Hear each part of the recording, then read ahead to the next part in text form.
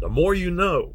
Brought to you by Flagstaff, Rockwood, building better RVs, making smarter RVers. For folks who are buying their first RV right now, it's not an easy time. Inventory levels at dealers, well, they're still not where they were pre-pandemic, meaning that shoppers have fewer RVs on the dealer's lot to evaluate.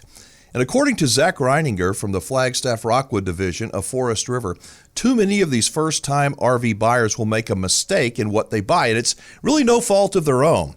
So what is the best approach for a buyer in today's RV market? Here's Zach with some great advice for any RV buyer. A phrase that I kind of use is when I have an opportunity to speak with a customer, it's cool for me, especially if they're a first-time buyer, because I'll tell them something and it kind of makes them think. I was like, you have a very unique opportunity right now to buy your second camper first when you're looking at Flagstaffs.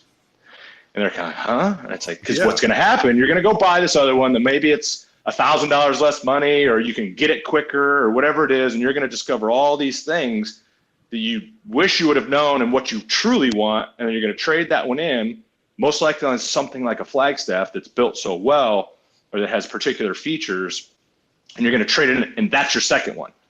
So instead of making that, quote, learning mistake or whatever you want to call it in the first place, now you have the opportunity to do it by your second camper first. But it takes time, and you have to become educated, and you have to ask questions and be open to the answers, and then you get it. Otherwise, a lot of people buy these cheap RVs, cheap campers. They make an emotional decision. Like you said, they go out and use it, and after a few times they go, I think we screwed up. Mm-hmm. And you know what's I find interesting is that I think most people come into this world with a bit of almost like that adversarial type approach to the sales teams out there, almost like if they're going to buy a car and they're just here to put me in any car right now today, and what's it going to take? Like, don't get me wrong, the people, they want to sell RVs. Right. But the majority of the sales teams out there in this process and how this world is they want to find something that you're going to enjoy and that's going to make sense for you, because that's how they make their living, is by you having a good experience, then you telling your friends, you coming back and buying again and trading in it as you grow into this world, and maybe you go from a small one to a big one.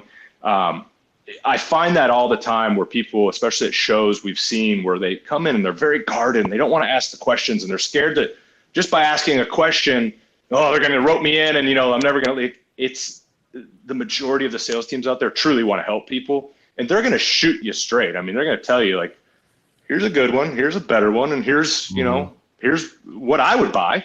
Well, I just want to I'm not trying to push back, but just a little bit. I think that people watch some of these interviews. They say, this is nothing but a sales pitch. And of course, you want people to buy a Flagstaff or a Rock. But of course, I mean, come on, that would be disingenuous to say otherwise. Absolutely.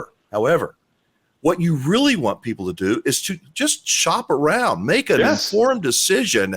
And if you feel like it's pressure, well, you're not trying to pressure people. But I know there are salespeople out there that do put the pressure on folks, especially people that haven't taken their time, that will make a mistake.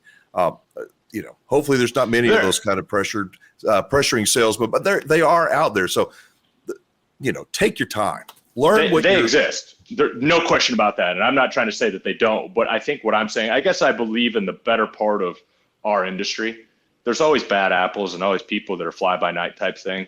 But if you find somebody it's going to take the time to try and educate you, and I encourage customers, I think there's nothing better than being somewhere where I can talk to someone, tell them a little bit about a Flagstaff, go look, go shop. Exactly. Go take the information I've just shared with you and go ask 10 other brands or 10 other dealers with other products if they're doing some of these same things. And if they're not, why? And it's an opportunity for you to go learn. So I don't say all this from like a, hoorah, Flagstaff only.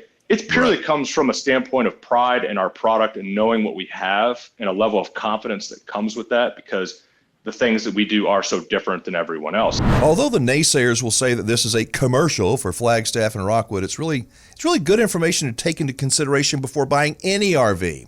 As you may know, from time to time, I interview the most prominent RV lemon lawyer in the country. He's been suing RV manufacturers for 30 years. He told me he has never sued Flagstaff or Rockwood.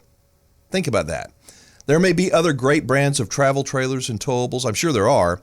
Whatever brand you decide is best for you, taking your time to buy your second RV first is a good idea. As always, thanks to the Flagstaff Rockwood Division of Forest River for their help in making us a whole lot smarter RVers.